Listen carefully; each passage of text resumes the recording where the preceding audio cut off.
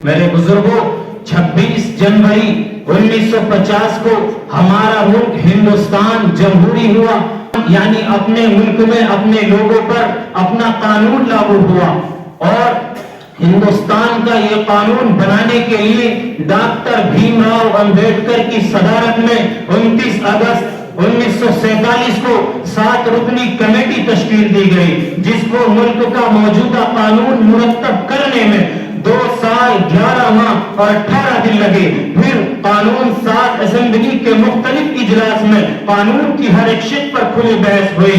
26 نومبر 1949 کو اسے قبول کر لیا گیا اور 24 جنوری 1950 کو تمام ارکان نے ایک مختصر اجلاس میں قانون پر دستخط کر دی۔ البتہ مولانا حسرت موہانی علیہ الرحمہ نے مخالفت کرتے ہوئے دستور کے ڈرافٹ پر ایک نوٹ لکھا کہ یہ دستور برطانوی دستور کا ہی اجرا اور توسیع ہے، اس سے آزاد ہندوستانیوں اور آزادی ہند کا مقصد پورا نہیں ہوتا۔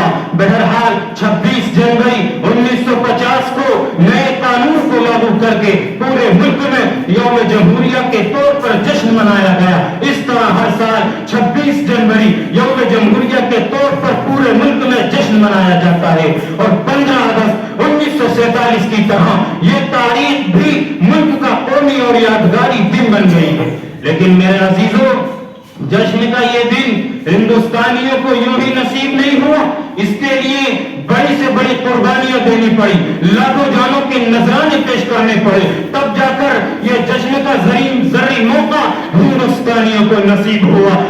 1947 میں جب انگریز ہندوستان سے گیا، اس کی مدت 346 سال ہوتی ہے۔ تقریباً 346 سال کے بعد ہندوستان سے انگریز گیا، اور اس دوران ظلم و بربریت کی انگریزوں نے جو انتہا کر دی، اس کا ہر صفحہ ہندوستانیوں کے خون سے لالازار ہے۔ جذبہ آزادی سے سرشار، سر پر کفن باندھ کر وطن عزیز اور اپنی تہذیب و تمدن کی بقا کے لیے سر پر کفن باندھ کر آتش افرنگی میں کودنے والوں میں مسلمان پیش تھے۔ اگر جنگ آزادی سے مسلمانوں کی قربانیاں الگ کر دی جائیں تو ہندوستان کی آزادی کی تاریخ کبھی مکمل نہیں ہوگی۔ میرے عزیزوں، جب انگریزوں کا پہلا قافلہ 1601 میں تجارت کی غرض سے ایسٹ انڈیا کمپنی کے ساتھ ہندوستان آیا تھا، اس وقت ہندوستان میں جہانگیر بادشاہ کی حکومت تھی۔ یہ اکبر بادشاہ کا لڑکا تھا، اس کا اصل نام سلیم نور الدین اور لقب جہانگیر تھا۔ انگریزوں کو تجارت کی باقاعدہ اجازت جہانگیر کے دوسرے لڑکے شاہ خرم شاہ جہاں نے دی تھی۔ رفتہ رفتہ اس کمپنی نے اپنی فوجی طاقت میں اضافہ کرنا شروع کر دیا، یعنی سامان کی جگہ ہتھیار اور ملازم کی آڑ میں فوجیوں کو انگلستان سے بلانا شروع کر دیا۔ مگر دہلی میں مغلیہ سلطنت اس قدر مضبوط تھی کہ انگریزوں کو خاطر خواہ کامیابی نہ مل سکی۔ جہانگیر کے دوسرے بیٹے اورنگزیب عالمگیر رحمت اللہ علیہ کی وفات کے بعد مغلیہ سلطنت کمزور ہونے لگی۔ 18ویں صدی میں مغلیہ سلطنت کی عظمت کا سکہ کمزور ہوتے ہی انگریزوں کے عروج کا دور شروع ہو گیا۔ عیار اور شاطر انگریزوں نے پورے ملک پر قبضے کا پلان بنا لیا اور ہندوستانیوں کو غلامی کی زنجیروں میں جکڑنے کا منصوبہ طے کر لیا۔ ان کے خطرناک عزائم اور منصوبے کو بھاگ کر سب سے پہلے میدان پلاسی میں جس مرد مجاہد نے انگریزوں کا مقابلہ کیا اور 1757 میں جام شہادت نوش کیا، وہ شیر بنگال نواب سراج الدولہ تھا۔ پھر 1799 میں جس مرد مجاہد نے انگریزوں کا مقابلہ کیا، وہ شیر میسور ٹیپو سلطان شہید رحمت اللہ علیہ تھے، جن کی شہادت پر فاتح انگریز لارڈ ہارس نے فخر و مسرت کے ساتھ یہ اعلان کیا تھا کہ آج سے ہندوستان ہمارا ہے۔ چنانچہ 1803 میں انگریزی فوج فاتحانہ انداز میں دہلی کے اندر داخل ہوئی اور بادشاہ وقت شاہ عالم ثانی سے جبراً ایک معاہدہ لکھوایا۔ ملک بادشاہ سلامت کا، خلق خدا کی ملک بادشاہ سلامت کا، اور حکم کمپنی بہادر کا۔ یہ بات اس قدر عام ہو گئی کہ لوگ کہنے لگے حکومت شاہ عالم از دہلی تا پالم۔ یہ معاہدہ گویا اس بات کا اعلان تھا کہ اب ہندوستان سے اسلامی اقتدار ختم ہو چکا ہے۔ وحشت و بربریت، ظلم و ستم کی گھنگور گھٹائیں پوری فضا کو گھیر چکی ہیں۔ مذہبی آزادی ان کے رحم و کرم پر ہوگی، وطنی آزادی ان کے رحم و کرم پر ہوگی۔ ایسے بھیانک ماحول اور پرفتن حالات میں شاہ ولی رضی اللہ محدث دہلوی کے بیٹے شاہ عبد العزیز دہلوی نے پوری جرأت و بے باکی کے ساتھ فتویٰ جاری کیا کہ ہندوستان دار الحرب ہے، یعنی اب ملک غلام ہو چکا ہے۔ ان کے فتوے کی روشنی میں علماء کھڑے ہوئے، سید احمد شہید، شاہ اسماعیل شہید رحمہ اللہ آگے بڑھے، پورے ملک کا دورہ کر کے قوم کو جگایا اور ان میں حریت کا جذبہ پیدا کر کے آزادی کی آگ لگا دی۔ 1831 میں بالاکوٹ کی پہاڑی پر لڑ کر جام شہادت نوش کیا۔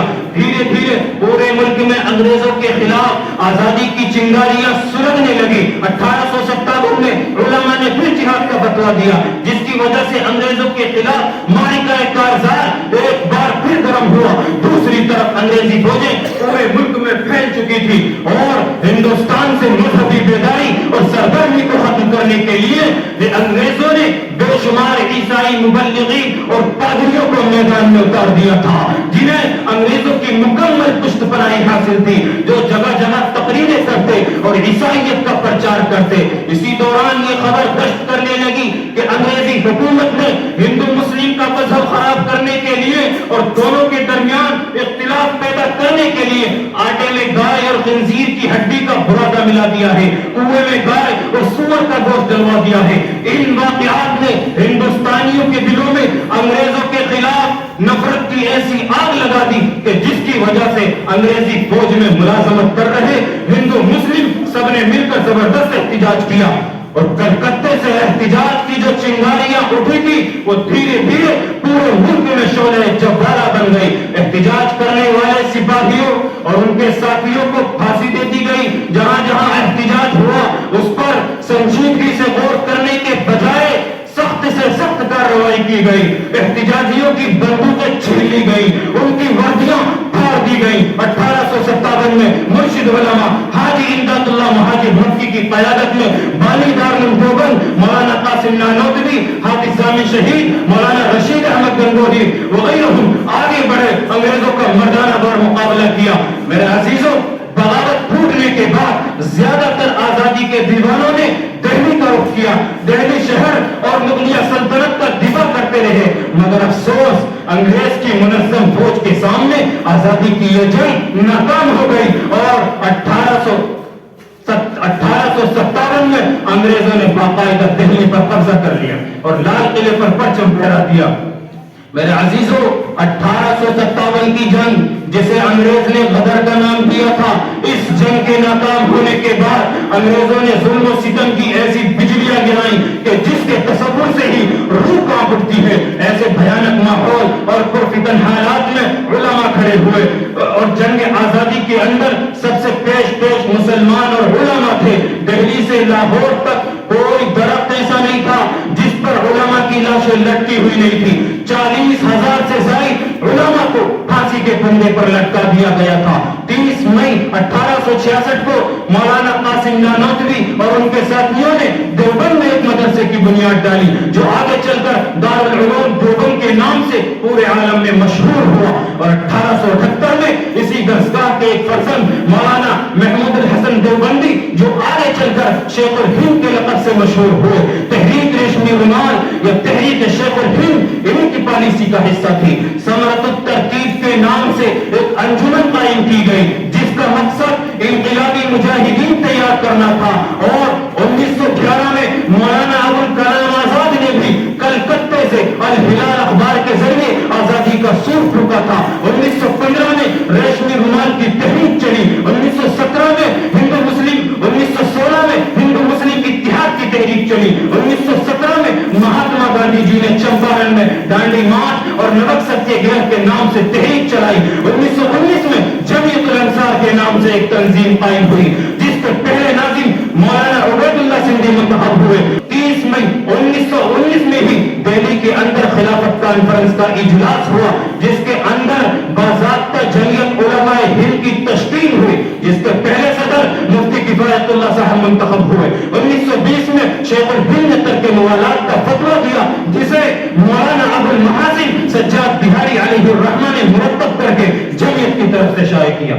1921 میں مولانا حسین احمد مدنی نے کراچی کے اندر پوری جرأت و بے باکی کے ساتھ یہ اعلان کیا کہ گورنمنٹ برطانیہ کی اعانت اور ملازمت حرام ہے 1922 में अंग्रेजों ने हिंदू मुस्लिम इत्तेहाद को खत्म करने के लिए शुद्धि और संगठन तहरीक शुरू की, जिसके नतीजे में मुल्क भर में बड़े पैमाने पर फिरका वाराना फसाद टूट पड़े।